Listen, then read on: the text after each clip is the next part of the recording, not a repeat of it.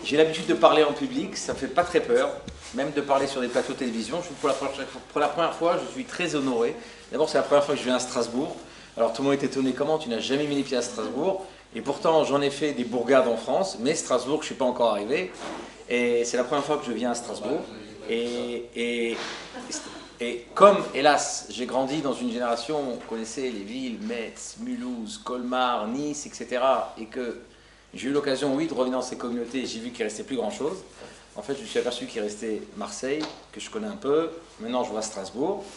Alors d'abord, bravo d'avoir tenu la barre. Je ne dis pas ça pour vous flatter, parce que, hélas, voilà, j'ai grandi avec des gens qui venaient des quatre coins de la France, et aujourd'hui, ces villes-là, je ne sais pas si vous connaissez la synagogue de Bordeaux, elle est plus grande que la vôtre.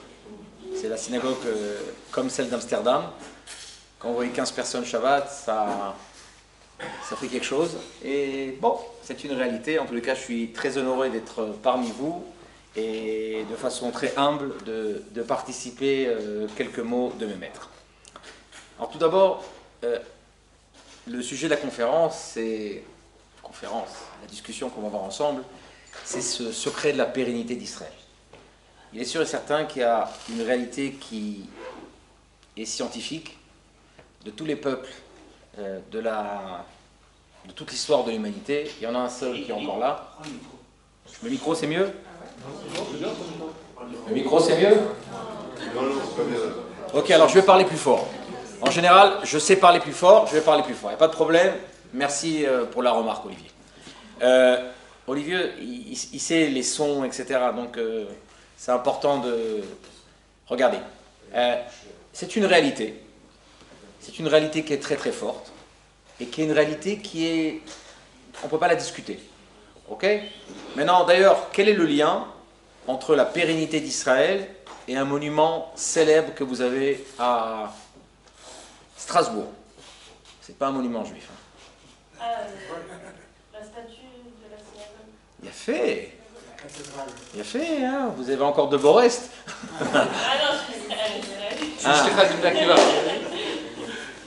Effectivement, je vous avoue que je suis très très mahmir que nos chachamim nous disent qu'on n'a pas le droit de profiter de l'ombre d'une synagogue. Prendre rendez-vous devant une synagogue, c'est sûr. Hein? Pardon, d'une église, Mechila Mabdil. On n'a pas profité de l'ombre, ok? Prendre rendez-vous à plus forte raison. Mais là, j'ai dit à ma femme, il y a une chose que je veux me faire, comme on dit chez nous, les orientaux d'Afrique, je veux me faire un kiff. Vous avez un monument qui, jusqu'à il y a 150 ans, j'imagine qu'à chaque fois qu'un juif passait devant, c'était Tisha B'Av pour lui. C'est les fameuses deux statues à la cathédrale de Strasbourg. Une qui s'appelle Ecclesia, Église. Une femme qui a une couronne sur la tête, qui a un étendard de maîtriser le monde, qui a le Graal, le fameux scoop de celui dont on n'a pas besoin de parler. Vous allez me dire mais non, je vais vous dire mais si. Mais ça, mettez une croix dessus, c'est bon. Et de l'autre côté, vous avez quelqu'un qui lui ressemble. Elle s'appelle Église. Elle a juste... Elle s'appelle synagogue. Décidément, ce soir, ça va être le schnaps. Elle a les yeux bandés parce qu'elle ne veut pas reconnaître que le Messie est arrivé. Elle a sa lance cassée. Et surtout, qu'est-ce qu'elle a dans la main? Qu'est-ce qu'elle a dans la main? Elle a le Vieux Testament, l'Ancien Testament. Traduisez-moi chez nous, c'est quoi l'Ancien Testament? C'est le Chumash, c'est la Torah, c'est le Tanakh, c'est la Torah. Et c'est très intéressant que quand j'explique aux gens pourquoi il y a un Nouveau Testament, ils me disent, je sais pas, c'est un update. Ah non, c'est pas un update. L'Ancien Testament, qu'est-ce qui est écrit dedans? Qu'est-ce qui est écrit dans le Tanakh? Qu'est-ce qui est écrit dans les prophètes? Quels sont les merveilleux haftarahs qu'on lit après Tisha B'Av et pendant les Chagim? Qu'est-ce qu'on dit dans l'haftarah? Qu'est-ce qu'on dit dans toutes ces haftarot? Que on a fauté, on va être exilé, on va souffrir en exil, beaucoup souffrir en exil. Mais, que nous disent les prophètes, ces mêmes prophètes, qu'est-ce qui va se passer? Qu'est-ce qui va se passer techniquement? on va de Akadosh Baruch Hu, comme on peut le voir dans Amos, le plus célèbre c'est bien entendu Yecheskel, ok, chapitre 36, chapitre 37, je vous prendrai des quatre coins du monde, l'olema anchem, pas spécialement par votre mérite, parce que j'ai décidé, parce que c'est un chilou lachem, c'est une profanation du nom de Dieu, je vous ramènerai des quatre coins à la terre, je vous replanterai des vignes, des terres, etc. Et en fait, nous ça fait 2000 ans, on est sûr que ça va arriver. Mais eux, qu'est-ce qu'ils disent? Non, c'est fini, vous n'avez pas voulu reconnaître notre Seigneur, c'est fini. Donc il y a un nouveau testament, il y a un update, ok? Et donc de ce fait, il s'appelle maintenant l'église Vérus Israël, la vraie Israël. Et donc Baruch Hashem déjà, d'arriver à Strasbourg et de se dire, on est encore là, en chair et en os. Chez les Tunisiens, on est un peu plus en chair. On est là, on est vraiment, on peut se toucher. On est véritablement là. Et c'est intéressant, c'est que on pourrait citer énormément de citations, mais une des plus connues par sa poésie, c'est Tolstoï. Le peuple juif a été le premier à propager les paroles de l'Éternel. Et est aussi encore aujourd'hui, et depuis bien longtemps, le gardien de la prophétie qu'il a transmise à l'humanité. On va voir que cette phrase, c'est extraordinaire. Un tel peuple ne peut pas disparaître. Le juif est éternel et c'est même le symbole de l'éternité. Alors déjà, on est content. On est content d'être là et on est content, Baruch Hashem, d'être là. Maintenant, on n'a pas besoin de Tolstoï, on n'a pas besoin d'autres personnes. Qu'est-ce qui est écrit quand on parle de Shmuel? Il parle à Shaoul et on a cette expression extraordinaire qui s'appelle Netzach Israël lo yishaker. L'éternité d'Israël ne peut pas disparaître. Pourquoi elle ne peut pas disparaître? Parce que qui a décidé l'éternité d'Israël? C'est les hommes. Dieu.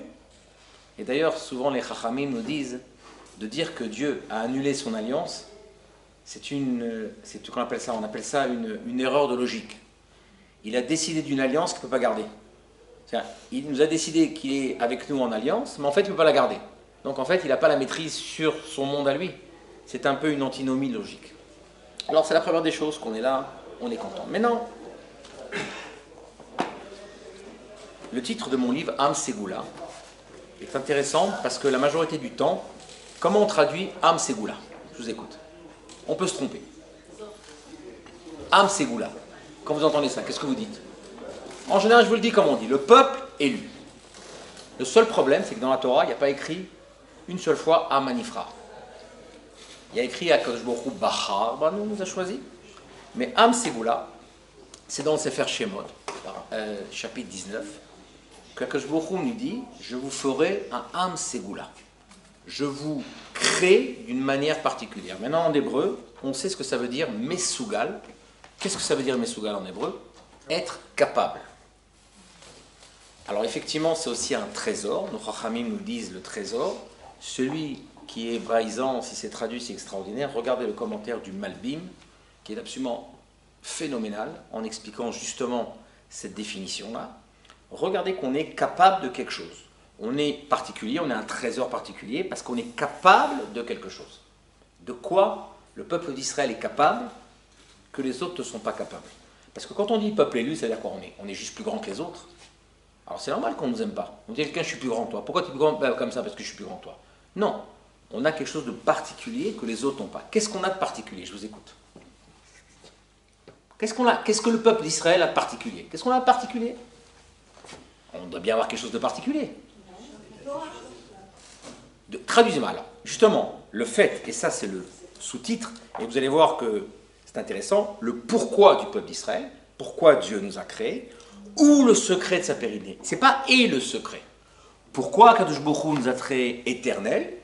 Parce qu'il nous a créés avec une mission. On a une mission particulière. Alors je vous pose la question, c'est quoi le pourquoi du peuple d'Israël? La transmission.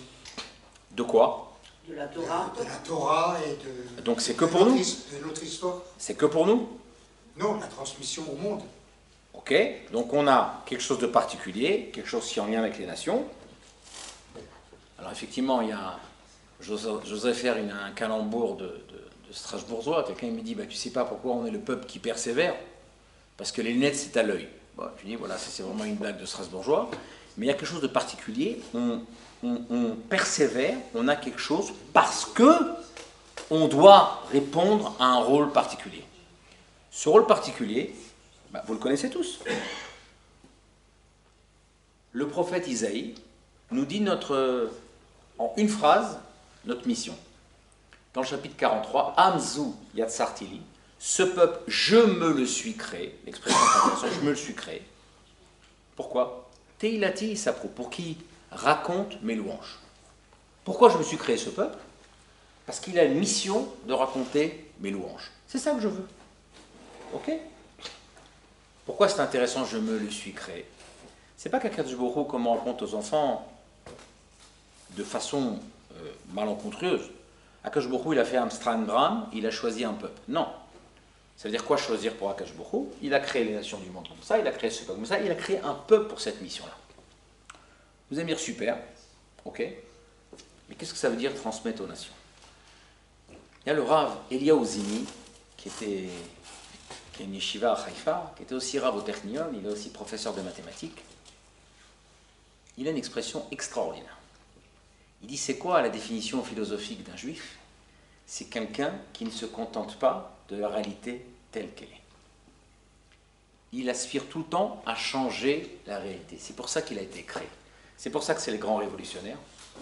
Vous connaissez tous la révolution américaine, c'est un juif qui l'a financée, Chaim Salomon, un juif polonais. La révolution française, les Jacobins, qui ont été tout le temps à chaque carrefour de la révolution française. La révolution russe, j'en parle pas, Marx, Trotsky. J'oublie pas, bien sûr, jusqu'à présent, je me suis pas rappelé dans mon livre, mai 68, okay, le nombre de leaders qui étaient à mai 68, et aussi c'est les grands révolutionnaires au niveau scientifique. Si on est 20% des prix Nobel alors qu'on est 0,2% de la population, c'est pas parce qu'on est les plus intelligents et les plus beaux. Ça c'est pour nos mères, elles ont raison. Mais il y a quelque chose de particulier qu'on est prêt à remettre en question. L'exemple le plus connu, bien sûr, c'est Einstein qui est prêt à remettre en question ce que Newton ça a mis des millénaires avant de comprendre. Ceux qui ont inventé la sociologie, Durkheim et Freud, etc., etc., etc., on est prêt à remettre en question. Et d'ailleurs, si vous voulez un exemple extraordinaire de cette particularité, Israël n'est pas pour rien la Startup Nation. C'est quoi la Startup Nation? C'est pas parce qu'on est plus intelligent, parce qu'on est prêt toujours à remettre en question les choses. J'étais un jour avec un groupe des grandes écoles de France, HEC, ESSEC, etc., viennent dans ce groupe-là des juifs et des non-juifs. On va chez le patron Google Israël, et à ce moment-là, il y a un non-juif qui pose la question, il dit, je ne comprends pas. Pourquoi Microsoft, Apple, Google, leur seul centre de développement en dehors des États-Unis, ils sont en Israël? Expliquez-moi. Et pourquoi vous, à Google, vous êtes toujours un bras droit à Israël? Il dit, mais c'est très simple, vous ne savez pas pourquoi? Il dit, non. Il dit, un Israélien, à chaque fois qu'on fait quelque chose, il n'est jamais content. Il dit, comment ça, il n'est jamais content? Il dit, je vais vous donner un exemple. Je ne sais pas si vous savez, mais le Centre israélien de recherche a découvert, en fait, a mis en place la première intelligence artificielle qu'on se sert tous les jours. Quand vous rentrez sur Google, vous mettez 2 lettres, qu'est-ce qu'il fait, Google? Il complète. En fonction de vos goûts, en fonction de ce que vous avez mis, c'est complètement fou, c'est de l'intelligence artificielle. Il dit, on venait de faire une conférence de presse sur ce projet, toutes les télés, tout le monde était content, c'était waouh, c'était à l'époque extraordinaire, l'ordinateur il devine ce que je vais chercher. Il raconte Eric Schmidt, le patron de Google, il dit, je finis, etc., on finit la conférence, on est là, on fait le cocktail, etc. Et puis en sortant, j'ai mon bras droit ici, il me dit, Eric, tu sais quoi, c'est bien ce qu'on a fait, mais c'est dommage qu'on n'a pas mis à l'intérieur la possibilité de faire ça en même temps, en plusieurs langues. Il dit, mais 2 minutes, laisse-nous profiter de l'instant qu'elle a. Mais justement, cette volonté de ne pas, de se contenter, nos Chachamim nous disent, dans un langage beaucoup plus profond, il dit quelqu'un en fait qui accepte la réalité telle qu'il est, eh ben, en fait, il la laisse comme ça. Si toi, tu n'es pas prêt à changer quelque chose, eh ben, tu es coupable aussi de la réalité que tu n'as pas changée. Et en fait, c'est notre rôle dans le monde. Notre rôle dans le monde, c'est effectivement de prendre la réalité et de l'améliorer. Vous allez dire David. Tout le respect que je dois, on connaît un peu d'histoire, on voit ce qui se passe aujourd'hui. Est-ce qu'il y a aujourd'hui une personne dans le monde qui va remettre en question l'apport du peuple d'Israël à l'humanité? Il y a une personne dans le monde qui va dire que 2 tiers de l'humanité croient en un seul Dieu et croient en la Bible, ou prend la Bible comme base, comme les musulmans? Est-ce qu'il y a une personne dans le monde qui ne va pas expliquer que la majorité des gens savent ce que c'est les 10 commandements? Un jour, je guide les députés français, ils arrivent à l'entrée de Jérusalem, et ils sont tous très tendus de ce que je vais leur dire politiquement, Jérusalem est Est-Ouest. J'ai une très bonne nouvelle pour nous, vous allez sentir à la maison à Jérusalem. Ah, ils disent pourquoi? Il me dit, il y a beaucoup de valeurs qui sont nées à Jérusalem qui font partie de la France. Je regarde bizarrement, il dit, quoi? Et je lui dis, écoutez, moi quand j'étais petit à l'école, il y avait d'un côté la déclaration des droits de l'homme, de l'autre côté les 10 commandements, et on faisait des échanges. Les droits de l'homme, le fait qu'aujourd'hui le leader est au service de la nation, on n'a pas attendu de couper la tête de Louis XVI pour le savoir. Nous, David Ameller, c'est le évêque, il est au service du peuple. Moshe Rabbeinu, il est au service du peuple. Le fait qu'on est tous égaux par rapport à la loi, on le sait. Quand Myriam elle est punie, mais qu'est-ce qu'on pleure? Quand Moshe Rabbeinu est puni, mais qu'est-ce qu'on pleure? Mais c'est des leaders, oui, ben, on est chacun égaux par rapport à la loi. Les droits sociaux qui sont tellement chers à la France, nous, ça fait des milliers d'années qu'on s'occupe du pauvre, de l'orphelin, qu'on prend 10% de notre salaire pour le reverser aux pauvres. Je lui dis, c'est là que ça vient.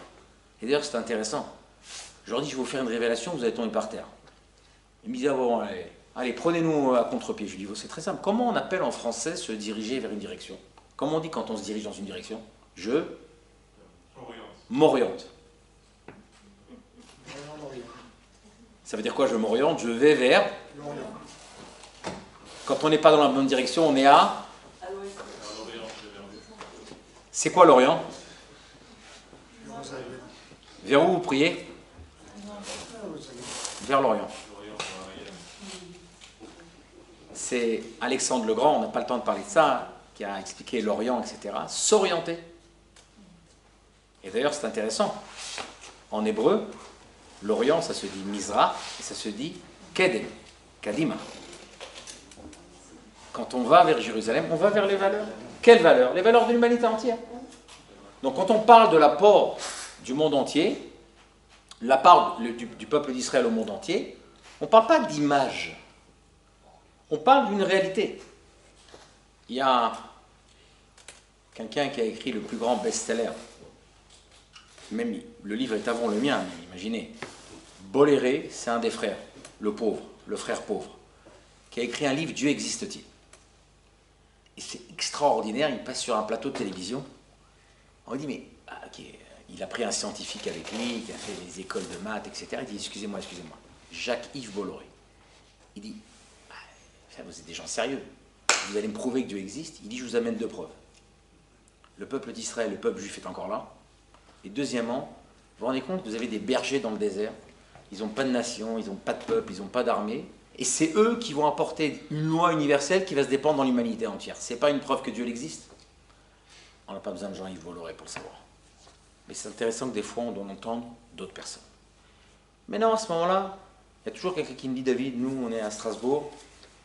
Nous, on nous a éduqués que si on ne reste pas dans le monde fou, entre nous, si on ne sait pas garder notre nature, et on va s'occuper de diffuser, etc., on va se perdre.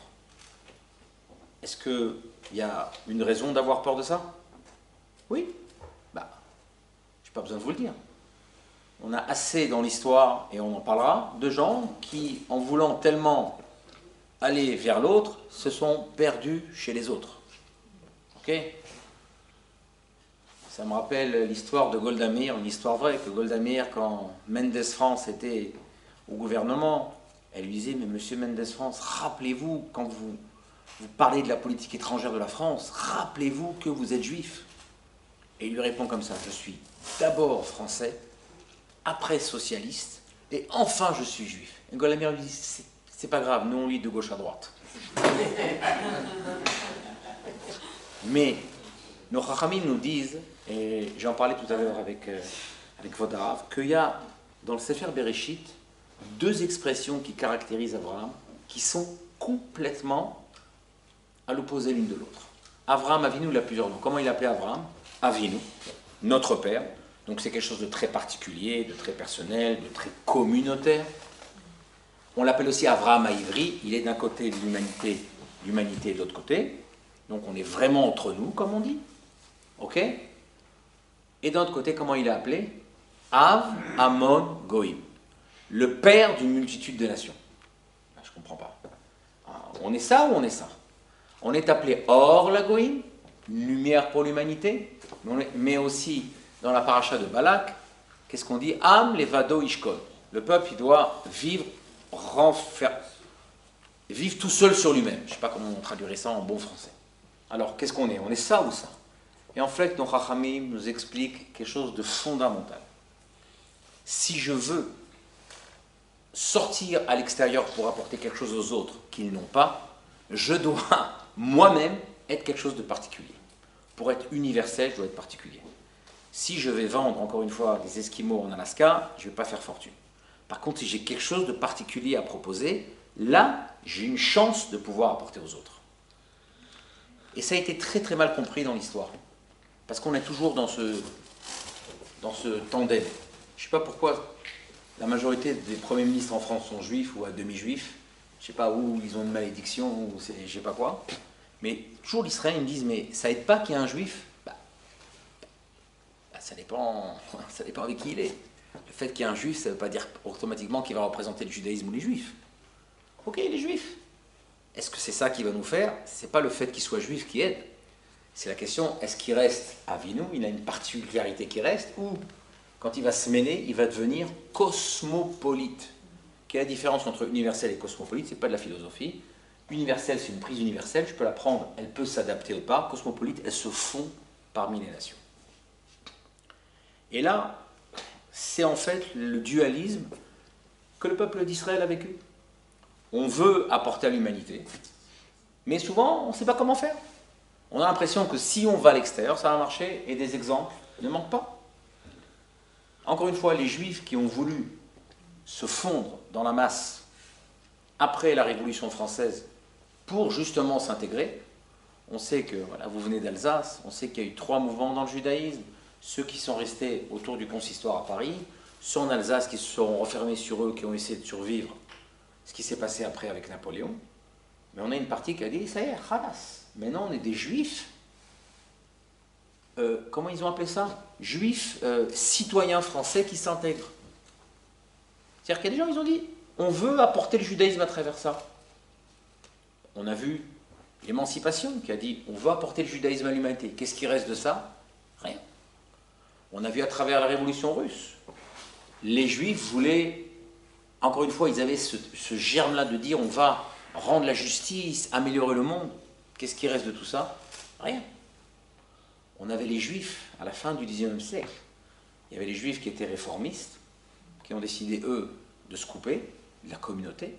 Mais on avait un Mabdil, des Talmidei Chachamim qui ont dit, on est juifs allemands. Nous, on veut participer à la culture de l'Allemagne.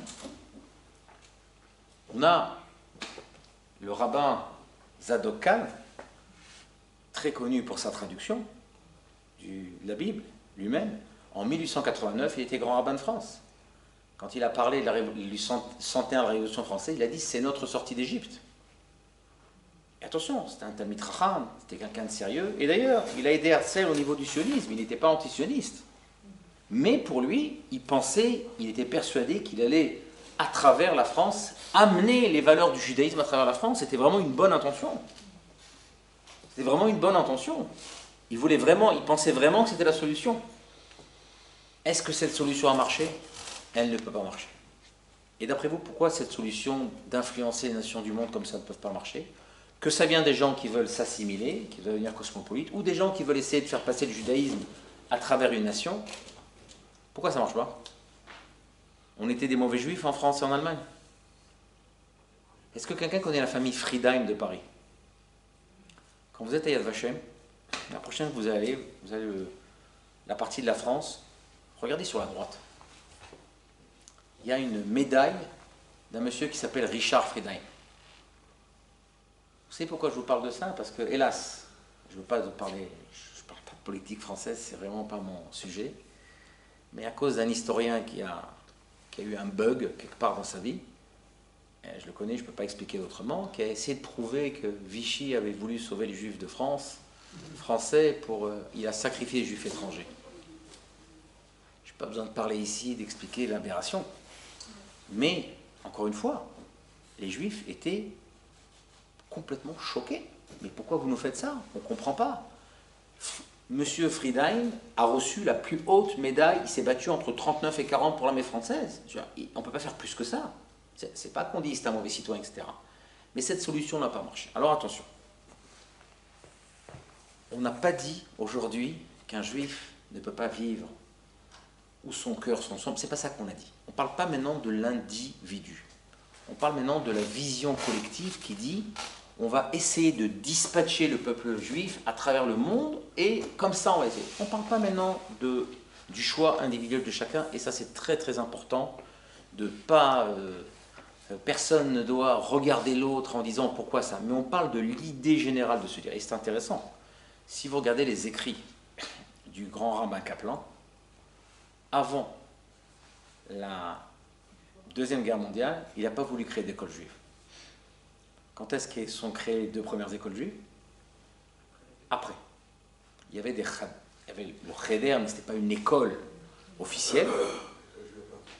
Et les 2 écoles qui sont créées, vous les connaissez tous, Yavne et Akiba, okay, qui sont créées après la Shoah. Pourquoi? Parce qu'il a dit, si nous on veut se conserver, on doit se rappeler qui on est, avant tout. Alors, ceux qui étaient dans le monde, encore une fois, il y avait des khadarim ici, à Paris, du côté du Marais, mais la majorité du peuple, on pensait qu'on allait sortir le judaïsme à travers l'unité, mais ça ne pouvait pas marcher. Maintenant, pourquoi on a besoin d'être un peuple? Pour diffuser la Torah. Je vous écoute. Pourquoi? Pour diffuser les valeurs. Pourquoi on ne pourrait pas diffuser en tant qu'individu? Qu'est-ce qui nous dérangerait à diffuser en tant qu'individu? Encore une fois, maintenant, on a dit qu'on ne veut pas diffuser à travers les nations du monde, on ne veut pas essayer de faire un autre projet qui n'existe pas, on veut diffuser. Pourquoi on ne pourrait pas, en tant qu'individu, diffuser la parole de Dieu à travers le monde? Qu'est-ce qui nous manque en fait? Je vous donne un exemple très connu. Le Chida, le Rav Chaim David Azoulay. Il a beaucoup voyagé. Et parmi ses voyages, il est resté un temps à Paris. Quelqu'un l'a fait rencontrer avec Louis XVI, qui lui a dit, il y a quelqu'un qui a une bonne tête, prends des conseils. Et il lui a donné plusieurs conseils. Mais la chose la plus intéressante, c'est quand il a voulu lui donner un conseil sur la politique, pour essayer d'améliorer un peu son statut qui n'était pas très stable.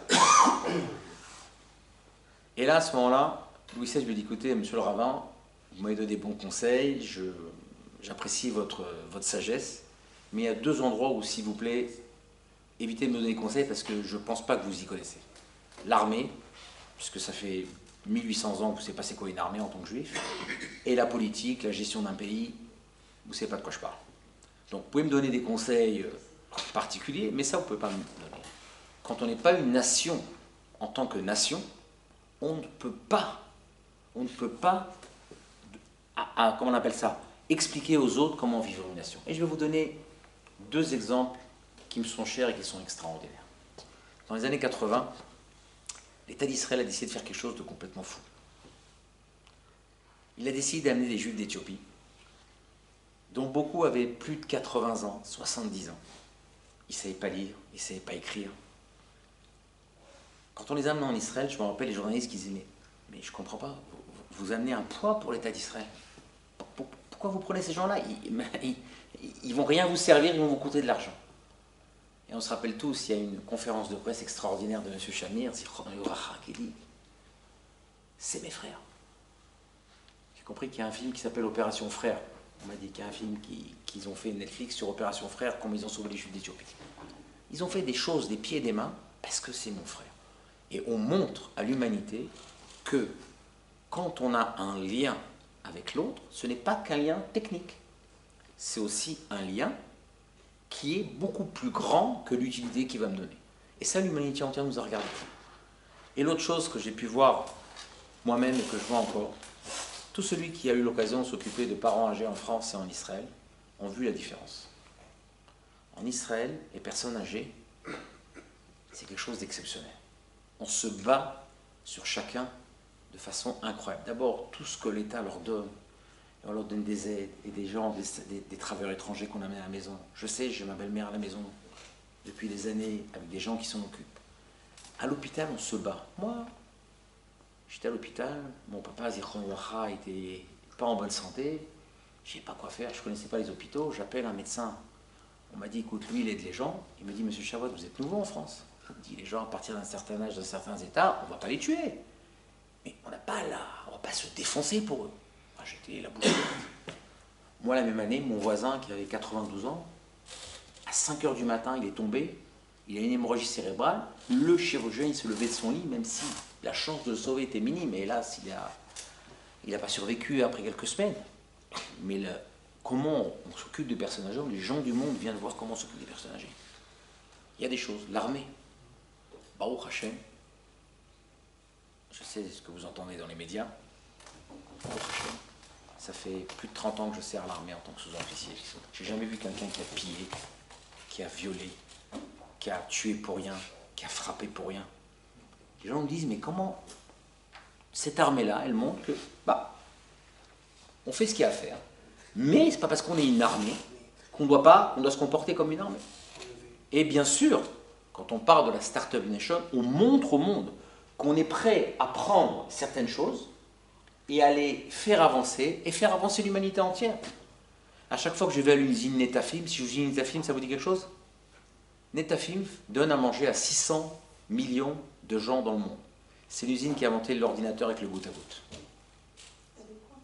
L'ordinateur qui a inventé le goutte à goutte. Il y a 600 millions de gens dans le monde qui mangent grâce à l'usine de Netafim. Vous pourrez chercher sur Internet. Je suis avec un groupe là-bas, il y a un musulman dans le groupe, il dit, vous travaillez tous les pays, même les pays arabes. Il me regarde, il dit, bon, je vais te faire ça court. On travaille tous les pays du monde, à part l'Iran, l'Irak et la Syrie. C'est bon? Le monde entier profite de la technologie israélienne, de refaire découvrir le désert. Je pourrais parler encore longtemps. Quand on est une nation, on a l'occasion d'apporter autre chose. Ok. Maintenant, vous allez me dire, David, qu'est-ce que ça veut dire? On voit ce qui se passe dans le pays. On suit les actualités en Israël. On a vu que jusqu'au 6 octobre, nation en nation, projet de l'État, on a bien vu que vous êtes déchirés. On a bien vu que vous n'êtes pas... Vous avez un problème, vous avez eu un problème. Alors d'abord, on va revenir, et je pense que c'est très intéressant de comprendre, on a expliqué Amzou Yatzartil. Toutes les nations du monde, comment elles ont été créées. À la fin du XVIIIe siècle, vous avez tous vos cours à l'école. Les gens en Angleterre, en France Montesquieu, Rousseau, en Angleterre Julian Mills et ses copains, ils ont dit on va faire un État. Pourquoi on va faire des États? C'est quoi le but de créer un État? Pourquoi on crée une nation et un État? C'est quoi le but? Pourquoi on ne restait pas avant comme des royaumes féodaux? Deux buts. Un, on a plus de sécurité, on a une plus grande armée, on peut se défendre, on arrête de se faire envahir par les autres. Deuxièmement, on a plus d'économie. Donc le but final de la création d'un État, c'est quoi? L'individu, que moi je paye des impôts, je sers à l'armée, je cotise à un club, du fait que je cotise à ce club, je reçois un pays plus fort, économiquement et militairement. Vous êtes d'accord? C'est comme ça que toutes les nations sont créées. Maintenant écoutez-moi bien, cette nation-là, je peux en changer? Je peux changer de nation? Ben oui. C'est un club. J'ai trouvé des conditions meilleures dans un autre club. Je peux changer de club? Bien sûr que je peux changer de club. L'exemple que tout le monde connaît, après la Première Guerre mondiale, il y a certains Allemands qui ont dit on en a marre de l'Allemagne, ils sont partis émigrer aux États-Unis. Quand la Deuxième Guerre mondiale a éclaté, ils se sont battus, ces mêmes Allemands qui avaient émigré aux États-Unis, contre leurs cousins en Allemagne. C'est-à-dire, un, cette appartenance n'est pas irréversible, et deuxièmement, le but de cette nation, cet État-nation, c'est l'individu. Moi, quand je vous dis, 2 secondes, vous n'avez pas compris. Amzou Yatzartili, Tilati Sapro. Le but de cette nation, c'est pas que l'individu y soit mieux. C'est que vous puissiez apporter quelque chose d'autre aux autres. Bien sûr que vous allez avoir des meilleures conditions techniques et matérielles, etc. Mais le but final, vous avez un but autre chose que survivre. Deuxièmement, est-ce que je peux changer de club? Je peux dire demain, je ne suis pas juif? Tu peux le dire, ça n'a pas changé la réalité. On ne peut pas décider de ne pas être juif. On peut s'excommunier, c'est très très rare, c'est des conditions très spéciales. Et on a beaucoup d'histoires que des gens qui étaient très très loin, à la fin de leur vie, ils ont quand même décidé de se rappeler qu'ils étaient juifs. C'est-à-dire qu'on ne peut pas choisir ce club. Ça ne nous choisit pas, et d'ailleurs, qui est juif? Qui est né de mère juive? Il a choisi? Non. Même si tu n'es pas d'accord, Ima en hébreu, c'est la même racine que Ouma, la nation. Même si ta mère, c'est pas ta mère, même si ta mère, tu l'aimes pas, ou tu n'es pas d'accord avec toi, avec elle, ça reste ta mère, ça ne changera rien. Même si Loalénou, tu la connais pas, ça reste ta mère. C'est-à-dire que ce lien qu'on a, on ne peut pas le changer. Donc, je résume ce qu'on a dit jusqu'à présent, et on va passer maintenant, on va parler du 6, du 7, du 8 octobre, on va rentrer un peu dans le truc, mais tout ça c'est important pour justement expliquer qu'est-ce qu'on a vécu avant, qu'est-ce qu'on a vécu pendant, et qu'est-ce qu'on voit après. La première des choses qu'on a dit, encore une fois, c'est qu'on a une pérennité, et c'est pas pour rien, c'est parce qu'on a un but. On a un but d'apporter à l'humanité. On a vu que c'est pas de la philosophie, c'est une réalité qui existe depuis 3000 ans, qu'on apporte à l'humanité, point. On a vu qu'on n'apporte pas à l'humanité en perdant notre identité, en perdant nos traditions, en perdant notre pratique, parce qu'on a quelque chose de particulier qu'on a conservé, on peut apporter à l'autre. Et on a vu que tout celui qui a voulu essayer de faire passer le judaïsme à droite à gauche en disant on va influencer une nation par d'autres, rien n'a tenu, ou c'est cosmopolite, ou hélas, on a essayé de rester juif pratiquant en essayant de se dire nos valeurs, on va les mettre dans un autre pays, ça n'a pas marché. Ok, jusqu'à là on est d'accord. Et comme on a expliqué, le fait qu'on doit être une nation, c'est pour justement apporter à l'humanité, encore une fois, quelque chose qu'on n'aurait pas pu apporter en tant qu'individu, parce qu'à ce moment-là, on apporte à travers l'économie, à travers l'armée, à travers la société, à travers la vie qu'on a, comme on a donné quelques exemples. Maintenant, encore une fois, les deux buts de la création d'une nation, on a un but qui est un club d'un côté, comme on l'a expliqué avec les nations du monde, et on peut changer ce club, et ce club-là, l'individu, c'est le client final, et nous, on ne peut pas changer. La réalité qu'on a, elle est difficile à dire, elle est qu'on est, malgré nous, et si on le veut ou on ne le veut pas, on fait partie du même corps, de la même famille. Dans ce livre, j'ai amené beaucoup de citations de non-juifs, pas parce qu'on a besoin de non-juifs pour nous expliquer certaines choses. On n'a pas besoin d'eux. Mais souvent, parce qu'on vit dans un monde, et c'est ce que Hamab dit, je ne me compare pas, le Rambam, quand il s'excuse, il dit, si je parle d'Amen Aristo, c'est pas qu'on a besoin d'Aristo. Mais comme la génération est influencée par Aristo, des fois là, il y a quelqu'un qui n'était pas du tout philosémite, mais qui était un génie que la France a apporté, Blaise Pascal. Et c'est un mathématicien. Donc, il essaye de comprendre, il a écrit beaucoup sur les Juifs, et il essaye de comprendre, c'est quoi ce peuple? Et c'est intéressant, sa langue, son langage de mathématicien. Encore une fois, il n'est pas juif. Hein. Il y a même des relents antisémites chrétiens assez violents quand il parle. On pourrait regarder ça sur Internet, mais Dieu lui a donné une bonne tête. Quand il parle du peuple juif, regardez ce qu'il dit. Le peuple juif attire d'abord mon attention par quantité de choses, admirables et singulières qui y paraissent. Je vois tout d'abord que c'est un peuple composé de frères. Et alors que tous les autres sont formés de l'assemblage d'une infinité de familles, celui-ci, quoique si étrangement abondant, est tout sorti d'un seul homme. Et étant ainsi tous d'une même chair, et les membres les uns les autres, ils composent un puissant état d'une seule famille. Et cela est unique.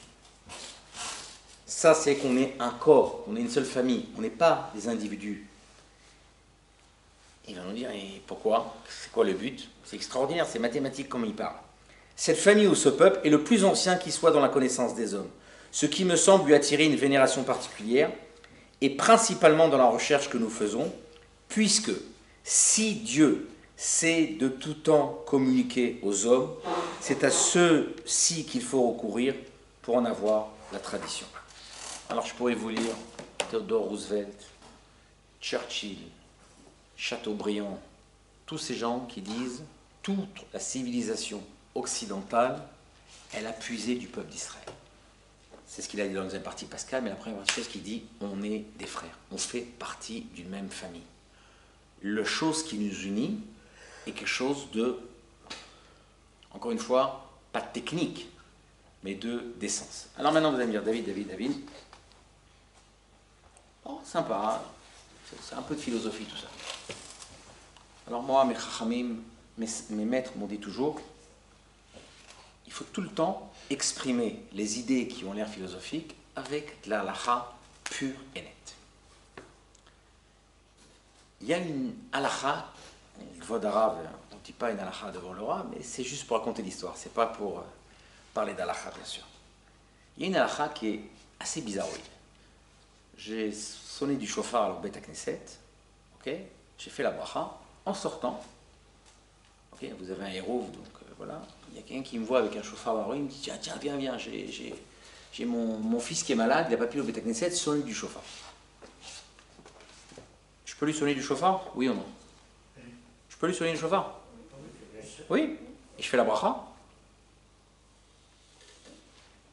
J'ai déjà fait la bracha. J'ai sonné du chauffard, je suis acquitté. J'ai fait mes 101. Vous faites aussi 101 à Strasbourg? 101 Tkiot. Est-ce que je fais la bracha, oui ou non? Oui ou non? Pour celui qui entend. Mais, une seconde, je fais dans la bracha, Asher Kideshanu, qui m'a sanctifié, Betsivanu, qui m'a ordonné de soigner le chauffard. Moi, je suis déjà exempté, donc je ne peux pas faire la bracha qui m'a ordonné, moi, je suis déjà sorti. Je fais la bracha ou pas? Bon, je ne vais pas... Oui. Maintenant, on n'a pas le temps de rentrer les diounim dans la Gemara, et après les poskim. Celui qui a exprimé ça au mieux, c'est le Rav Frank, qui était le choten, le beau-père du Rav Lau, qui était le grand rabbin d'Yerushalayim. Il a expliqué ça très longuement, parce qu'il voyait que ce que disait la Gemara, c'était pas clair. Il y a ce qu'on appelle en hébreu din arvut. C'est-à-dire quoi din arvut? Comment on dirait que votre arabe en français arvut? C'est pas solidaire, c'est garant, chazak ou baruch. On a une garantie entre deux juifs. Maintenant, regardez ce que nous dit Rachamim, c'est absolument invraisemblable. Pourquoi je peux lui sonner du chauffard? Parce que tant qu'il n'est pas encore exempté, moi je ne suis pas exempté. Parce que sinon, les poskim, ils n'arrivent pas à comprendre. Une seconde, moi j'ai déjà sonné. Ok, je te sonne, mais je peux faire la bracha. Fais-toi la bracha. Vous savez quand est-ce qu'on fait ça? Vous connaissez à la maison quand les gens arrivent, ils se réveillent les uns après les autres pour faire le kidouche? Tu peux me refaire le kidouche? L'homme, il a fait 8 fois le kidouche. Bon, je suis passé bien, mais on refait le kidouche. Mais bon, le kidouche, on peut dire, il y a autre chose, Geffen, on peut s'en sortir. Mais le chauffard, c'est compliqué. La Megillah, c'est compliqué. Asher qui est chanou, je fais une bracha levatala, je fais une bracha en vain. Et tant que l'autre n'est pas sorti, moi, je ne suis pas sorti. Alors, de façon imagée et chassidique, le Rav Yonatan Yepshitz, il disait, si moi, j'ai une belle barbe, et l'autre, le Halénou, il s'est rasé avec la lame, en fait, c'est pas comme ça. Celui qui s'est rasé avec une lame, il a une moitié de barbe, et moi, je me suis rasé la moitié avec la lame.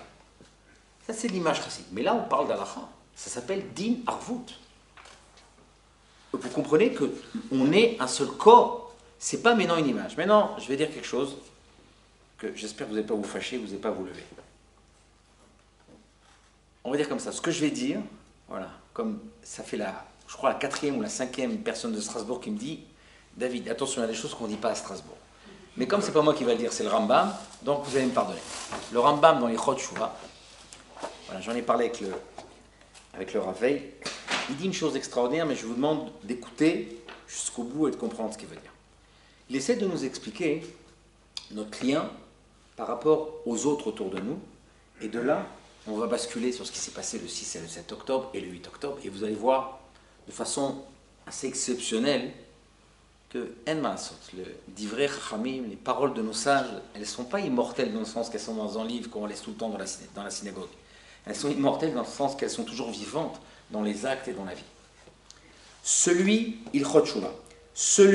qui se coupe des voies de la collectivité, même s'il n'a transgressé aucun interdit, il n'a fait aucune faute, mais c'est juste contenté de se séparer de l'Assemblée d'Israël et de ne pas pratiquer les commandements en tant que collectivité et pour le clan Israël, la collectivité, sans prendre part à ses souffrances, sans jeûner quand il jeûne, et cela poursuivre son propre chemin, comme s'il faisait partie de n'importe quel peuple de la terre, il est avec Dieu directement, il n'a pas besoin des autres, et comme s'il n'en faisait pas partie de la collectivité, écoutez bien ce que dit le Rambam, si ce n'aurait pas été le Rambam, on aurait peut-être brûlé ses livres. Celui-là n'a pas de part au monde futur. Enlo chelek l'olam haba. Quelqu'un veut m'expliquer ce que dit le Rambam? Qu'est-ce qu'il veut dire? Il veut dire que quelqu'un qui pense que la vie d'un juif individuel, c'est la vie, ça ne marche pas. Ça ne peut pas marcher. Pourquoi on prie au pluriel? Pourquoi tout ce qu'on prie, c'est au pluriel? Pourquoi à chaque fois que on parle du peuple d'Israël, on parle toujours au collectif? Parce que notre appartenance, elle ne peut être qu'à travers le collectif. Et ça, c'est l'essence même de notre nature. Et de là, on peut comprendre le din harvut. Din harvut, c'est-à-dire que toi et moi, c'est la même chose. Quand j'ai une épine qui rentre dans le petit doigt, c'est tout le corps qui souffre. Le corps, il dirait, ben, qu'est-ce que j'en ai rien à faire, moi, pourquoi c'est pas le doigt qui souffre? Mais on est reliés. Maintenant, vous allez dire une solution, c'est-à-dire qu'il n'y a pas de vie individuelle, on n'est pas des communistes. Chez nous, l'appartenance au collectif n'éteint pas le côté individuel. Si l'individu c'est la main et le collectif c'est le corps, plus le corps est en bonne santé, plus la main est en bonne santé. Mais plus la main est en bonne santé, plus le corps est en bonne santé. Mais quand la main, je la détache du corps, il n'y a pas de raison d'être. Ça veut dire que nos mitzvot, on les fait dans le sens qu'on appartient à quelque chose de grand. Jusqu'à présent, des questions ou on passe au 6, 7 et 8 octobre? Votre silence, il est terrible pour moi. Alors, soit je vous ai assommé, soit vous me dites, bon, quand est-ce qu'il finit? Vous savez qu'il y avait le Chazan de Lausanne qui était très drôle. À chaque fois que quelqu'un parlait, il lui mettait une montre.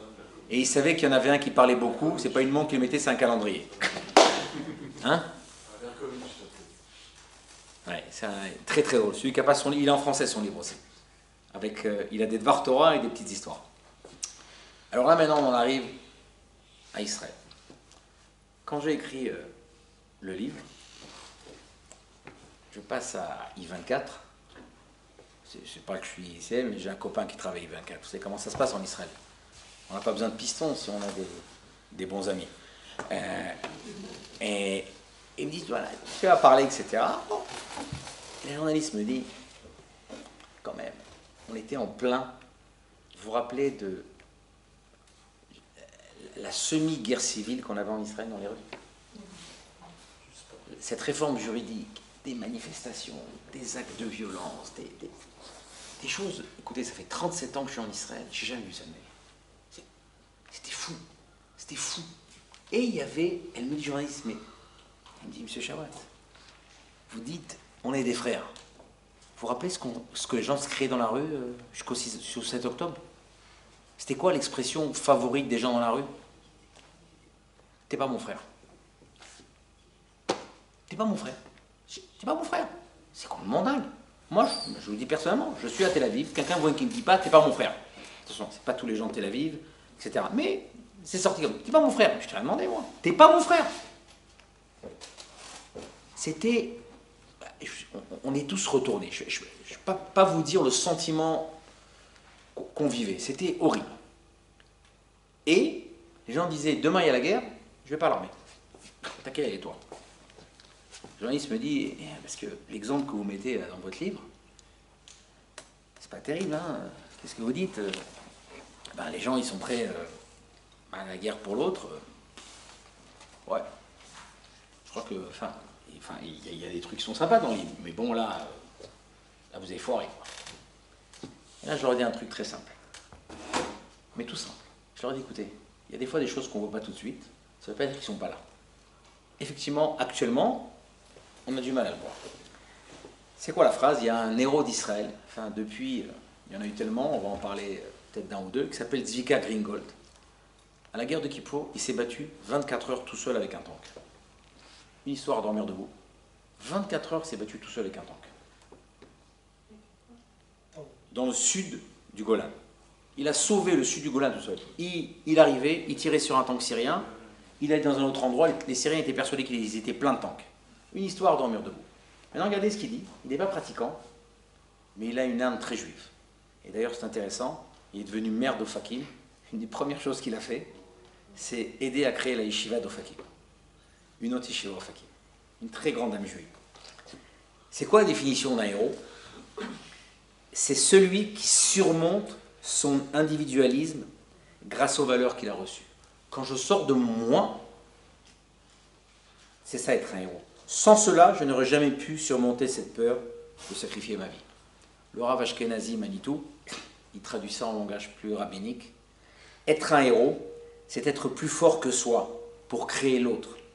C'est être celui qui met un peu de côté son propre vouloir, en hébreu, Kovash et Titzro. Ah, Johnny, c'est me dit, David, je dis, écoutez, ce qu'on voit, c'est pas la réalité. Ce qu'on voit, c'est pas la réalité. La réalité, elle est beaucoup plus grande que ça. Bon, ça c'était au mois de juin, les Minyanim. Kippour, cette année, je ne sais pas comment vous expliquer ça.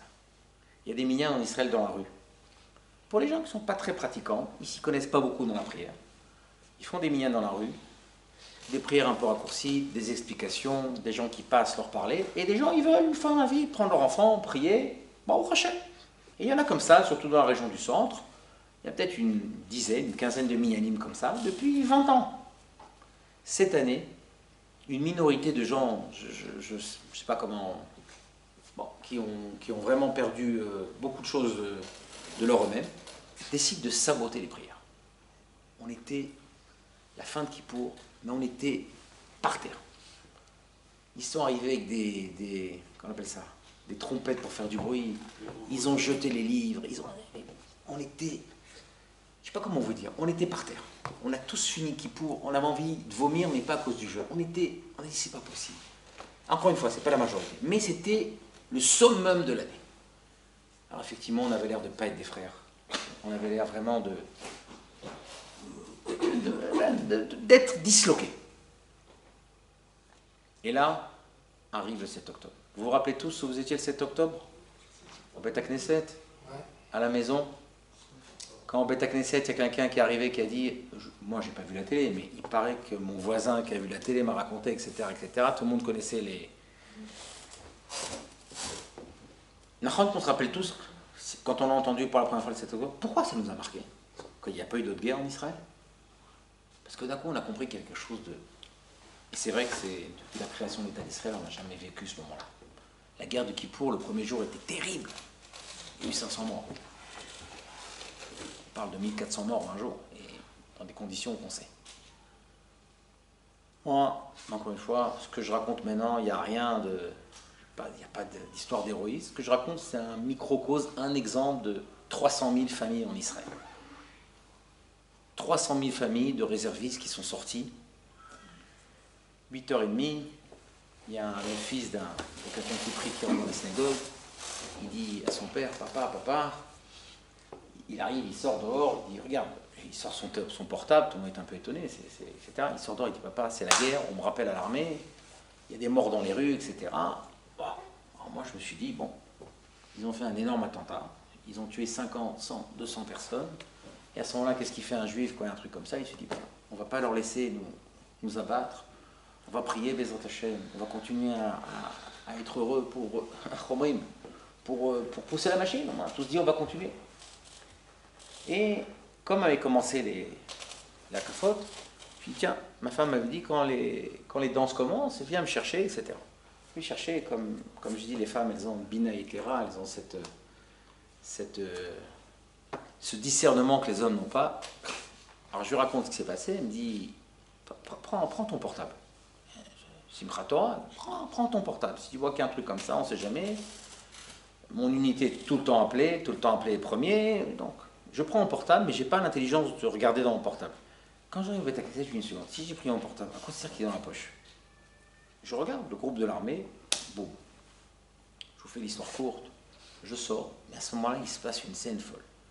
La manière que ma femme m'amène le pactage, m'allume la voiture. On voit en face comme ça des voitures sortir. J'habite dans un endroit pratiquant. C'est invraisemblable. Et les gens sortent de partout. On comprend qu'il se passe quelque chose de grave. On est alarmé à partir de 11h. Je ne sais pas qu'au même moment, mon fils qui sert dans une unité d'élite laisse ses 3 enfants. Mais surtout, ce que je ne savais pas, c'est que mon gendre, qui était marié quelques mois avec ma fille, et parmi les 5 soldats qui arrivent 5 soldats au kibbutz Reim. Le kibbutz qui est à côté de la fête de la Nova. Ils sont partis aller aider à la fête, ils ont entendu des coups de feu au kibbutz Reim, ils sont rentrés dans le kibbutz Reim, 5 soldats. Quand les gens leur ont dit, mais et où ils sont le reste? Ils arrivent. Ils sont arrivés un peu plus tard. Ce qui s'est passé, c'est complètement fou. Il y a un peuple entier qui, il y a 2 minutes, se déchirait la tête. Ils disaient, t'es pas mon frère. Ils disaient, s'il y a la guerre, t'as qu'à y aller. D'un coup, ils se lèvent. Invraisemblable. Mais je vous dis, invraisemblable, c'est complètement fou. C'est complètement fou. Encore une fois, je ne vais pas vous raconter l'histoire de gloire, mais Baruch Hashem, Mizmor Letoda Hashem. Mon Khatan est arrivé avec le commandant de l'unité d'élite dans lequel il sert. C'était le radio du commandant. Le commandant est tombé à côté de lui, à 50 cm de lui. Il a dû sortir sous les balles. Hélas, il n'a pas survécu. On va dire son nom, Nishmato, Roy Levi, Hachem Yikom Damo. Son officier, Itamar, va aussi tomber. Hachem Yikom Damo, qui devait se libérer 15 jours après de l'armée. Ces 2 commandants vont être blessés. Il va se retrouver un peu tout seul à gérer d'autres soldats. Les soldats vont commencer à arriver. Et là, on dit, mais David, mais pourquoi quelqu'un qui vient de se marier, il y va? Il n'y en a pas d'autres. Il n'y a pas d'autres personnes pour se battre. Alors, Olivier m'a posé la question, il m'a dit, mais je crois que tu as passé l'âge de servir l'armée, c'est 40 ans. J'ai dit, on peut servir dans une unité combattante si on a encore la forme et si on a besoin de nous. Mais pourquoi tu y vas? Je dis, je ne suis pas le seul à être volontaire. J'ai une autre fille, son mari sert dans une unité d'élite aussi. Elle était enceinte de 7 mois, elle avait un bébé d'1 an et demi. Il est parti. Il est venu pour l'accouchement. Une semaine après, il dit à ma fille, ils ont besoin de moi, je peux... Ma fille lui a dit, ils ont besoin? Ouais. Les gens m'ont dit, mais quoi, vous êtes tous des fous dans la famille? Je dis, mais c'est pas ma famille, mais tout le monde est comme ça. Tout l'âme Israël, c'est comme ça. Mais pourquoi les gens font ça? Parce que lui, c'est moi. Il y a des dizaines de films qui sont sortis, on interviewe des gens, on leur dit, mais pourquoi vous avez fait ça? Je dis, mais ça veut dire quoi, pourquoi? Mais c'est mon frère. Mais tu le connais, je le connais pas, mais c'est mon frère. Mais je comprends, il y a 2 minutes, il dit, c'est pas ton frère. Quand les gens sont arrivés, maintenant je vais vous raconter une histoire. Vous suivez Chauffard? Un peu plus fort. Oui. Vous suivez Chauffard? Merci, je vais faire un peu plus fort. Merci de la remarque. Ils ont sorti maintenant le film du frère d'Elchanan. Le discours, il a reçu le prix d'Israël. Celui qui n'a pas entendu, écouter. La force d'Elchanan, ça a été pour nous tous. Il y en a eu des dizaines d'histoires comme ça. Mais celle-là, elle est complètement dingue. Le frère d'Elchanan, à 7h moins quart, il appelle son frère. Il dit, il y a des problèmes dans le sud. Tu veux, dans 5 minutes, on y va. Il dit, mais quoi? De qui? Tu as 5 minutes pour décider, dans 5 minutes, je m'en vais. Il dit en hébreu, Anim chapes yilut. Je cherche de l'efficacité. Ils vont descendre, ils vont aller chercher leur arme, qui n'est pas dans l'endroit où ils ont passé Simchat Torah. Ils vont appeler leur neveu. Ils vont descendre 3 personnes. On leur a rien demandé. Elchanan, il a 5 enfants à la maison. On t'a rien demandé. Quelqu'un t'a demandé quelque chose? Ils vont arriver à un barrage, l'armée va leur dire, vous ne pouvez pas passer. Il lui dit, force spéciale. Hop. Ils arrivent dans le kibbutz Berry, vous ne pouvez pas rentrer, il y a des combats. Force spéciale. Ils vont prendre une jeep qu'ils vont voir blindée. Hélas, les soldats ne vont plus être vivants. Et pendant 14 heures, ils vont rentrer dans le feu de l'action à Berry. Ils vont sortir les gens des maisons qui étaient coincés dans les chambres fortes. Et ils vont les sortir dehors. Et des allées et des retours. Et ils sortent dehors, ils disent, mais il y a mon fils qui est là-bas. Et il retourne. Et il y a mon oncle qui est là-bas. Et il retourne. Reste tranquille. Vous avez des enfants à la maison. Mais pourquoi tu fais ça? Pourquoi tu fais ça? Tu as des enfants à la maison. Qu'est-ce que nous dit la Mishnah? Elle dit quelque chose de très difficile à entendre. Elle dit quand il y a une minchemet mitzvah, je vais dire en français, le khatan sort de sa chambre nuptiale et la kala sort de sa chouba. Tout le monde va à la guerre. Pourquoi? Il y a le choix. Maintenant, on sait comment les lois, elles sont difficiles de Pikuach Nefesh, de faire attention à la vie. On sait comment c'est difficile. On sait comment on fait tout pour préserver sa vie. Mais là, on rentre, où on met sa vie en danger, les khatrila a priori. Parce qu'on n'a pas de choix. Parce qu'il n'y a pas de choix, pas parce qu'on veut mourir.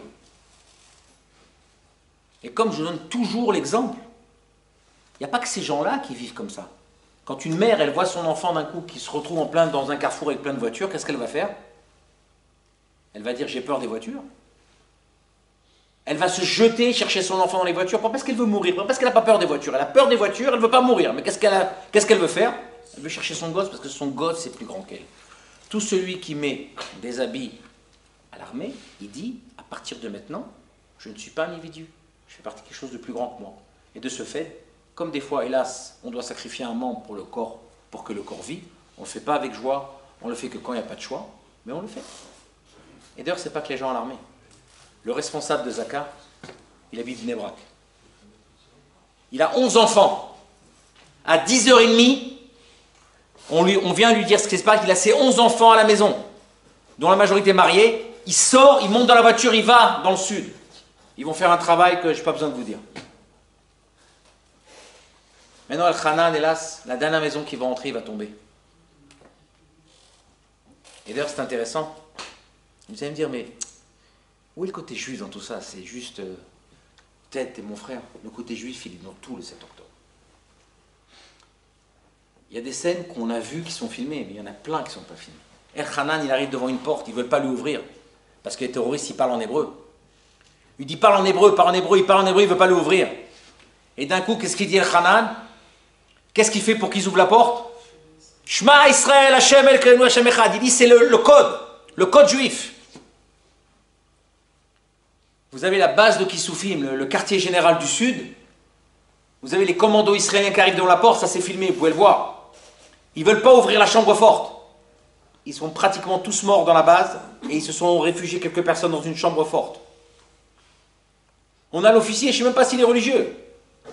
L'officier des commandos Yami, les SEALs, les commandos sous-marins, il cogne à la porte, il voit qu'ils ne veulent pas ouvrir. Il dit Shema Israël, Hashem Elokeinu, Hashem Echad. Pourquoi on se bat? Parce qu'on est belliqueux. Qu'est-ce qu'il dit le Rambam? Pourquoi on se bat? Al-Kiddush Hashem. On se bat pas parce qu'on veut tuer. On se bat Al-Kiddush Hashem. C'est quoi le Kiddush Hashem? Le peuple de Dieu, c'est le peuple d'Hachem. Le peuple d'Israël, c'est le peuple d'Hachem. On a toutes ces scènes. J'ai pas vu, j'ai compris il a fait un film, comme il s'appelle, Arthur, sur la Nova. Quelqu'un m'a dit Shabbat. On voit certaines scènes. Les gens, ils pensent que c'est leur dernière heure. Et pour certains, c'est leur dernière heure. Qu'est-ce qu'ils crient? On les voit, ils ont des tatouages, ils ont des cheveux comme ça, ils sont partis à une fête Shabbat, etc. Les tsarés noirs, etc. Ils n'ont vraiment pas l'air de gens qui sortent de la yeshiva. Mais qu'est-ce qu'ils crient? Shema Israël. C'est complètement fou. On a l'histoire de deux frères. Il y a un tank qui est arrivé à la fête là-bas, une histoire à dormir debout. Regardez, il y a des choses, ceux qui comprennent l'hébreu, des histoires incroyables. Ils sont derrière le tank. Il y en a un qui tire. Il y en a un qui s'occupe des blessés, il est infirmier. Et celui qui tire, il dit une seconde, qu'est-ce que tu fais toi? Il dit, je sais pas. Il dit, alors je vais expliquer. Celui qui ne tire pas, celui qui ne se fait pas blesser, vous priez. Oui, tu pries. Il y en a un qui dit, je suis musulman. Ben tu pries quand même. Baruch Hashem, ce qui nous attache, c'est quelque chose de beaucoup plus profond. Et là, on en arrive à la conclusion. C'est qu'on a expliqué qu'on a un rôle, on a expliqué qu'on fait partie d'une même famille, on a expliqué qu'au fond, nous-mêmes, on a quelque chose qui nous relie, et que c'est cette chose-là qui est apparue le 8 octobre, ou le 7 octobre. Pourquoi je ne veux pas dire le 7 octobre? Parce qu'on n'est pas le peuple du 7 octobre, des malheurs, des pogroms, de la guerre. Vous avez remarqué que les nations du monde, excusez-moi de ce que je vais dire, ils nous ont kiffé la semaine du 7 octobre. Vous avez remarqué que tout le monde entier nous adorait? Vous avez remarqué ou pas? Pourquoi ils nous ont adorés cette semaine-là? Pourquoi ils nous ont adorés? Parce qu'on était à notre place. On était à notre place, le peuple des Massal. Oh, les pauvres, les pauvres, les pauvres. Dès qu'on s'est défendu, oh là, oh là, oh là, oh là. Hein, qu'est-ce qui se passe? Mais, enfin, c'est tellement gros qu'on le voit. Donc, cette force-là, encore une fois, cette force-là, on l'a vu. Donc, on est le peuple qui est réapparu. Qu'est-ce qui s'est passé le 8 octobre? C'est quoi ce secret du peuple d'Israël? Il est réapparu. qu'on fait partie du même corps, qu'on fait partie d'une même histoire, d'un même but. Et de nouveau, vous allez me dire, mais quel rapport avec ce qu'on a au début apporté les valeurs à l'humanité? Il y a une délégation de députés, de maires, qui sont arrivés, je sais pas, 3 mois après le début de la guerre. Je suis sorti en permission, on m'a dit, si tu es là, viens leur parler. Viens leur parler quelques minutes. J'attrape le maire d'une grande ville à côté de la France. Je lui dis, pourquoi vous êtes là? Il me dit, pourquoi je suis là? Il me dit, parce que vous savez ce que vous avez dans les mains en Israël? Vous comprenez que vous êtes les représentants du bien contre le mal? Vous comprenez que si vous ne montrez pas c'est quoi le bien et c'est quoi le mal, l'humanité entière ne saura pas c'est quoi le bien, c'est quoi le mal. Tout à l'heure à Strasbourg, côté d'un magasin, une femme qui vient avec une grande croix, je ne pense pas qu'elle avait l'air d'être de la communauté, elle dit comme ça, à voix basse, elle dit, je suis avec vous, c'est terrible ce qui se passe là-bas, je vous suis. Et effectivement, les gens m'ont dit, en France, on a d'un côté beaucoup d'antisémitisme, mais on a beaucoup de coming out prosélyte, prosémite. D'un coup, des gens, des artistes, des politiciens, des hommes d'affaires, mais qu'est-ce qu'ils veulent dire? J'ai lu ce qu'a dit un rabbin, ça m'a paru bizarre au début, mais plus ça va, plus je comprends. Il dit, si le summum du mal, et je ne veux pas rentrer dans les descriptions, je ne veux pas rentrer dans ce qui va se passer, ce qui s'est passé, vous savez tous, j'espère que Chas Shalom, personne ne rentre sur Telegram et ne voit des films Laura Leno, ça c'est, Bevadaï, un ISO, une interdiction très grave, et c'est aussi, Bevadaï, pas bon pour l'âme, etc. J'ai compris qu'il y a des gens qui l'ont fait. Mais on n'a pas besoin de rentrer en détail. Si le summum de l'horreur, ils nous ont fait ça, ça veut dire que nous, on est le summum du bien. Parce que c'est pas possible, il n'y a pas d'autre explication. Par contre, il y a un film que vous êtes obligé de voir. Il n'y a rien d'horreur. C'est quand ils rentrent de la bande de Gaza en Israël sur les motos et ils se filment. Qu'est-ce qu'ils disent? Qu'est-ce qu'ils disent? Pourquoi ils se battent? Alors, mais qu'est-ce qu'ils disent? On va tuer des juifs, faire le djihad, on va libérer Jérusalem. Vous savez le nombre d'artistes, d'influenceurs israéliens qui pendant des années disaient « Je ne suis pas juif, je suis israélien ». Après qu'ils ont vu ce film, ils ont dit « Mechila, je suis juif. Je suis aussi israélien, mais je suis juif. » Pourquoi ils nous ont tués? Parce qu'on était israéliens? Ils ont tué des juifs. C'est complètement dingue. Quand ils ont montré aux députés français les films d'horreur pour qu'ils comprennent l'état d'Israël, quelqu'un m'a envoyé à une députée qui a dit « Mais ce qui m'a marqué, c'est pas non seulement les horreurs, c'est qu'ils jubilent à faire des horreurs. Quand on a le summum de l'horreur, ça veut dire qu'on représente le summum du bien. Est-ce qu'on peut être optimiste sur la suite? Ben oui. Parce que si on arrive aujourd'hui, que le monde entier en Israël arrive à s'unir, et même si on entend des choses à droite, le monde ultra-orthodoxe, qui a toujours été méfiant par rapport à Tzal, pour des raisons éducatives, pour des raisons sociales. Je vous dis, dans toutes les bases, ils venaient, et ils donnaient à manger, et ils aidaient, et ils priaient. C'était une première incroyable. Tu me dis, mais qu'est-ce qui leur arrive? Je dis, bah, ou Hachem. De la même manière que toi, tu apprends à découvrir c'est quoi un juif, qui est orthodoxe. Bah, lui, il apprend à découvrir. Bah, ou Hachem, on est le même peuple. On n'a pas la même vision peut-être, mais on est le même peuple. J'ai raconté tout à l'heure à M. le rabbin, dans mon unité, j'ai le porte-parole de l'association la plus à gauche d'Israël, et j'ai le fils qui est devenu connu, puisque c'était le responsable de la sécurité de la Nova, Federman, lui je peux dire son nom. Son père, il est représentant de Karnacha, l'association la plus à droite. Ils vivent ensemble? Ils sont dans la même unité? Oui! Parce qu'ils ont un but commun. Et pourquoi ils ont ce but commun? Parce que ça, comme j'ai expliqué, si j'ai un soldat à moi qui est revenu, qui s'est fiancé la veille, il est venu, il n'a pas fait ça parce qu'il n'aimait pas sa fiancée, parce qu'il y a quelque chose de plus grand que lui. Et ça, c'est la découverte qu'on a retrouvée le 8 octobre. Et bien, au Hachem, on peut être optimiste. On peut être optimiste parce que quand on parle qu'on est capable, oui, on est capable. J'ai fini 125 jours d'armée. La journaliste m'a dit, revenez parler. Ça sera l'occasion de montrer que je dois m'excuser par rapport à vous aviez raison. Je dis, c'est pas moi qui avais raison, c'est nos Chachamim qui avait raison. Moi, j'ai rien écrit ici dans ce livre, j'ai tout compilé. C'est nos Chachamim qui avaient raison. quand ils nous ont expliqué Dinarvout, et encore une fois, il y a beaucoup de choses à expliquer là-dessus, des pages et des pages à expliquer là-dessus, notre chose là, on est un seul corps, un seul âme. Et c'est le moment de vous dire merci aussi. Il y a quelques personnes qui m'ont vu dans des films sur les réseaux sociaux. Je ne me suis jamais filmé pour diffuser dans les réseaux sociaux. Jamais. Mais vraiment, j'ai du mal à me filmer, j'ai du mal à... Ça me paraît tellement pas naturel. Mais une semaine après le 7 octobre, j'ai reçu des centaines de messages. De gens que j'avais oublié qui étaient. J'enseigne, je guide à des centaines de personnes par an. Et tout le monde me disait, on a la tête par terre. Il y a des gens qui, le 9 octobre, quand ils sont arrivés au travail, ils n'arrivaient pas à travailler parce que personne ne les comprenait autour d'eux. Ils me disaient, on avait la tête par terre. On ne comprenait pas ce qui se passait. Et Baruch Hashem, on a appris, et j'ai fait un petit truc d'une minute et demie, relever la tête. On doit relever la tête. On doit regarder le côté optimiste. Que Baruch Hashem, on prie. Chez Bezrat Hashem, tous ceux qui ont été enlevés reviennent en bonne santé. On prie pour tous nos soldats. On prie pour Bezrat Hashem. Que des bonnes nouvelles. Actuellement, les gens, vous savez que vous avez un Strasbourgeois qui actuellement était 3 mois et demi dans le Nord. Actuellement est revenu depuis 1 mois et demi dans la bande de Gaza. David Saba qui travaille à la radio. Vous en avez d'autres. Mais je vous dis, vous ne comprenez pas la réalité. On vit une réalité difficile. Mais Baruch Hashem, on est content d'être dans le côté du bien. On est content d'être dans la bonne direction. Et quand je suis revenu sur le plateau d'I24, ils m'ont dit, mais en fait, ça valait le coup tout ça. Je dis, Baruch Hashem, le fait qu'aujourd'hui on voit qu'on est plus grand que ça.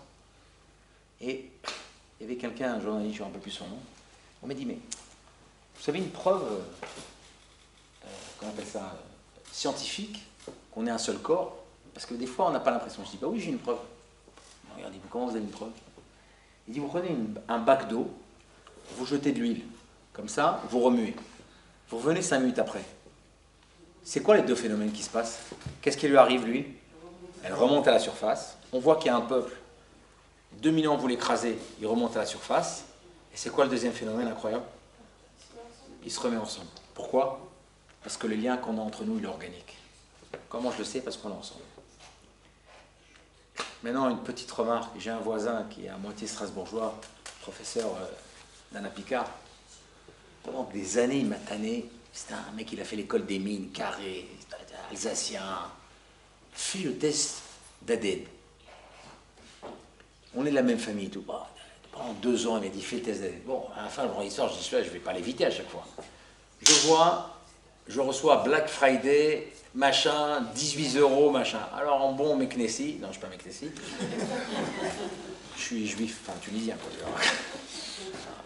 Et bon, Hachem, aujourd'hui je vois mes enfants, mes petits-enfants, on va leur demander qui vous êtes, je sais pas, j'ai un grand-père du Yémen, un grand-père du Maroc, d'Ashkenaz, de Pologne, Baruch Hashem.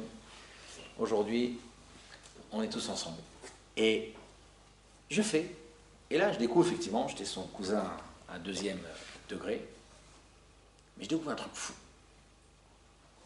Alors je vois d'où je viens d'abord, je découvre qu'il y a un gène juif. Je regarde comme ça, c'est quoi cette histoire?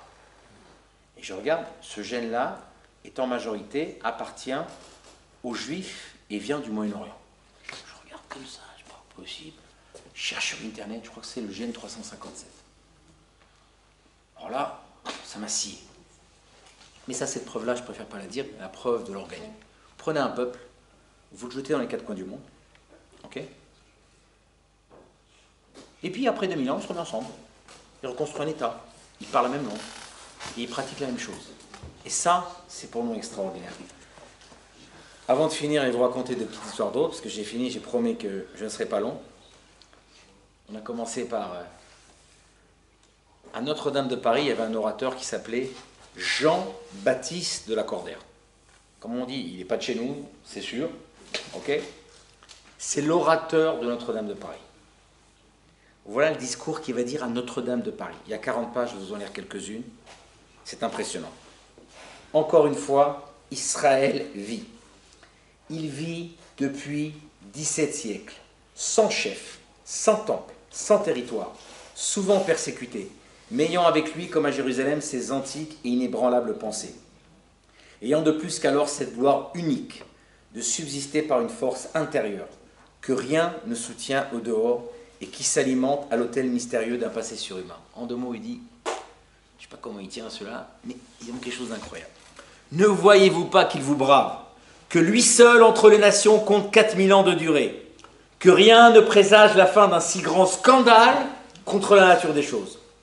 Creusez sa tombe si vous le pouvez, scellez-la de votre meilleur ciment, mettez des gardes tout autour, il ne fera que rire et se lever, vous prouvant une fois de plus qu'il vit d'un esprit que vous n'avez pas et que la matière ne peut rien contre l'esprit.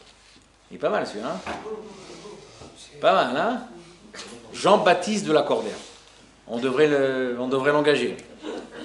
Mais on ne peut pas finir sur un non-juif, on va finir sur le pasouk que j'ai dit au début. Am Ségoula, le pourquoi du peuple d'Israël ou le secret de sa pérennité, le pasouk de Shmuel. Netzach Israël lo ishaker velo inachem, kilo adam ou inachem. Il est traduit en bon français, c'est pas moi, je ne sais pas traduire comme ça. La pérennité du peuple d'Israël ne sera jamais reniée et démentie. Pourquoi? Car Dieu n'est pas un homme pour se détracter. Qui c'est qui nous a donné la pérennité? C'est pas Tartampion, c'est pas Biden, c'est Akadosh Baruch Hu lui-même. J'ai fini, mais il y a 2 histoires drôles que je dois vous raconter obligatoire. Obligatoire. Et c'est vrai que j'ai remarqué au Premier ministre, j'ai passé beaucoup de 5 heures dans le sommet d'Israël, je n'ai jamais vu toutes les vidéos qui me racontent des Israël, et là, tu as passé 3 heures sans me raconter une histoire. On m'a dit à Strasbourg, il faut être sérieux. Non, on finit. Vous allez me dire, David, super, on a compris ce que tu nous as dit, le but du peuple d'Israël, qu'on est un peuple. Le 6 octobre, c'était un accident, le 7 octobre, c'est pas ce qui nous caractérise, le 8 octobre, on s'est retrouvés. Mais quand j'arrive en Israël, les Israéliens se plaignent, j'entends des choses comme ça, j'entends ça, mon cousin il me dit ça, mon frère il me dit ça. On raconte qu'il y a 2 grands-mères juives qui sortent d'un restaurant. Alors ça dépend où je parle. Si je suis avec des Sfarades, j'ai une grand-mère polonaise. Si je suis avec des Ashkenazim, j'ai une grand-mère tunisienne. 2 grands-mères juives. La première, elle dit, c'était dégoûtant. Alors, dégoûtant. Et la deuxième, elle dit, non seulement c'était dégoûtant, mais en plus, il n'y en avait pas assez. C'est comme ça, l'Israélien. L'Israélien, il se plaint sur Israël. Il se plaint. Il est au fin fond du monde avec sa femme. Et il fait le tour du monde pour aller rentrer dans le feu et aller risquer sa vie. Mais qui s'est demandé quelque chose sur ce soir? Le rab, il a Abdébrak, peut-être qu'il a des disputes sur les gens, etc. À 10h du matin, il a ses 11 enfants à Abdébrak, il a ses dizaines de petits-enfants. Il monte dans la voiture pour Zaka pour aller faire le cabot de gens. On peut se plaindre, mais à la fin, il n'y en a jamais assez. Et enfin, vous allez me dire, alors tout est rose pour le peuple d'Israël dans le monde entier? Non, tout n'est pas rose. Mais on m'a toujours appris de regarder les bonnes choses et les choses qui manquent. Mais quand les bonnes choses elles sont plus grandes que les choses qui manquent, il faut quand même remercier. Alors on raconte que monsieur et madame, je n'ose pas dire de nom parce qu'il va y avoir un nom ici, un couple de juifs, ils sont avec leur petit enfant, ils sont à Deauville, ils sont en train de pêcher, le petit enfant est en train de pêcher tranquillement, et d'un coup le petit enfant s'amord. Il est tout content, il ne fait pas attention, plaf, il tombe dans l'eau. La mère est là, mon Dieu, Shiramalot, Tessaïna, Elarim, le petit il a disparu. Dieu il fait un miracle, le gosse sort de l'eau. Oh, le père enlace le gosse, merci mon Dieu, quel miracle, quel Séouda et Kidouch on va faire Shabbat à la synagogue. Et qu'est-ce qu'a dit la mère juive? Dis-moi, le petit quand il est tombé, il n'avait pas une casquette.